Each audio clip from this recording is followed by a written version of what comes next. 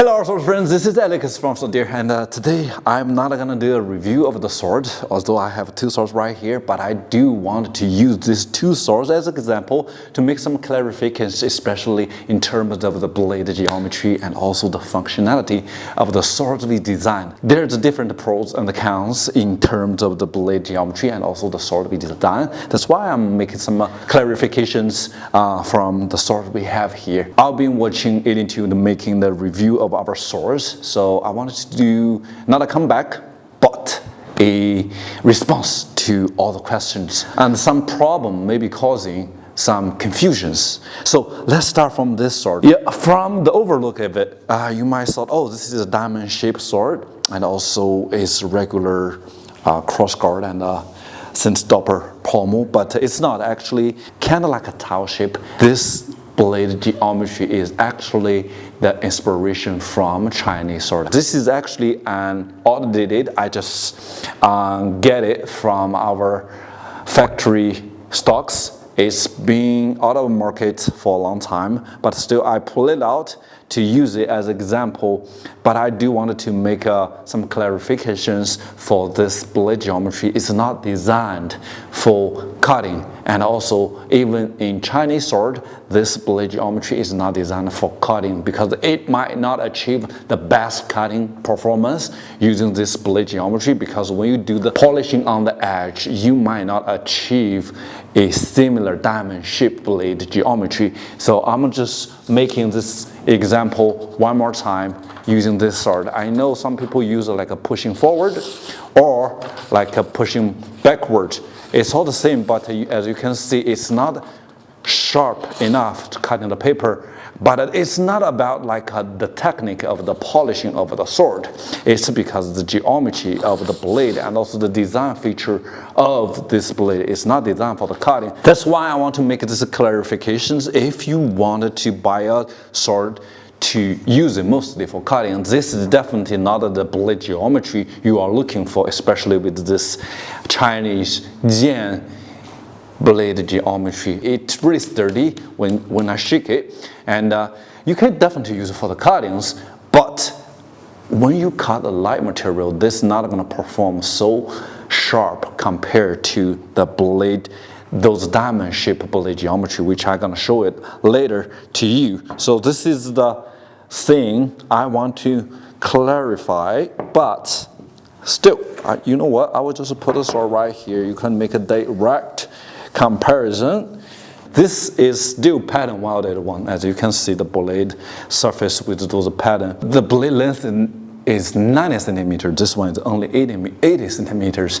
That's why lots of people find it a little bit odd why this long sword actually should be around 1.3 meters, but right now it's only 1.2. This one is 1.3 with 90 centimeters blade length. And also, as you can see, when I shake it from the pommel right here, you will see, you can test where you're going to do the cutting right here. This is definitely designed for the cutting with the same blade, and also a very beautiful point balance, and also it's really sharp.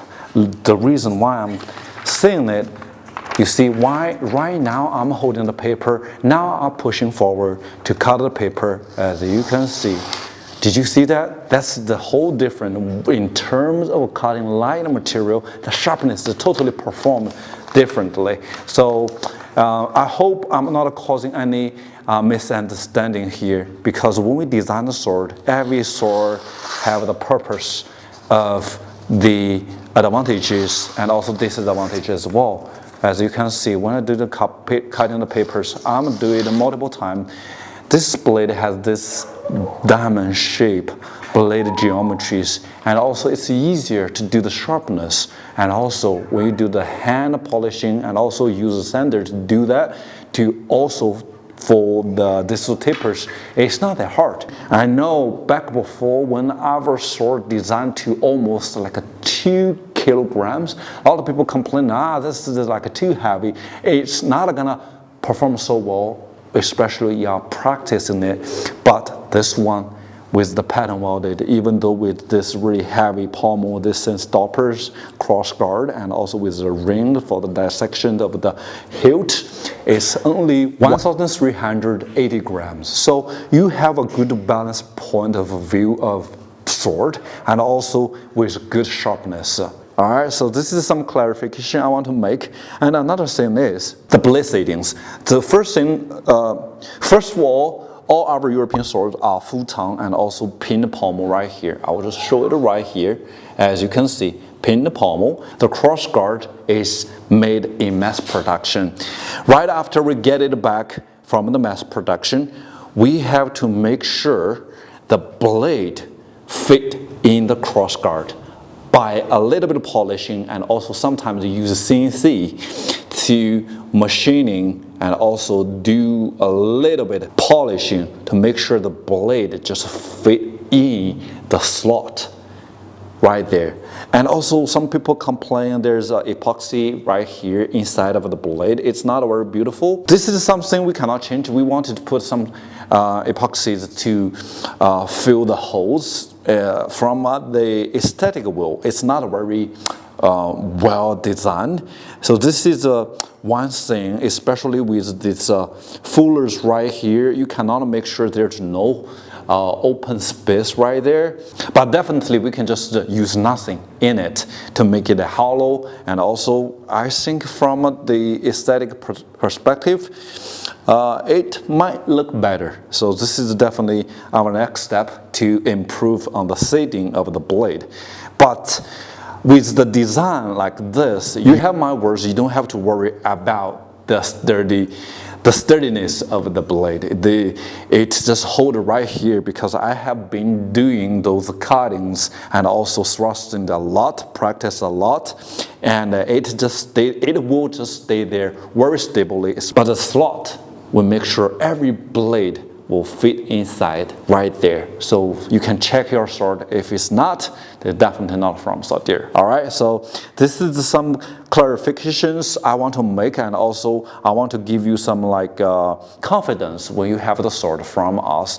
First of all, when you use it for the cutting, the practice, this definitely safe to use. Like what I said, full tongue, pinned pommel, and also the seatings slot is actually made by hand, so you don't have to worry about getting those rattle sound or wobbling a little bit right after you use it. No, you don't have to worry about that. I think right now people mostly use the sword for the cutting practice, especially cutting those tatamis, those water bottles, or some different kind of like hard material.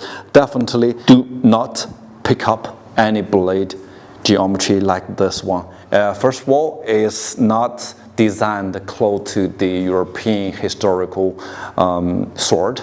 Second of all, it's not designed for cutting. So if you are particularly picky on those points, definitely this is not your choice. All right. So although this is actually audited, but still, I want to give you a heads up when you buy it from other suppliers as well. So I think I already make myself very clear on the blade geometry and also on the functionality of this two different blade. So I use this two example. Hopefully I can make myself clear, and also stay sharp and stay tuned, my friend. All right, bye bye.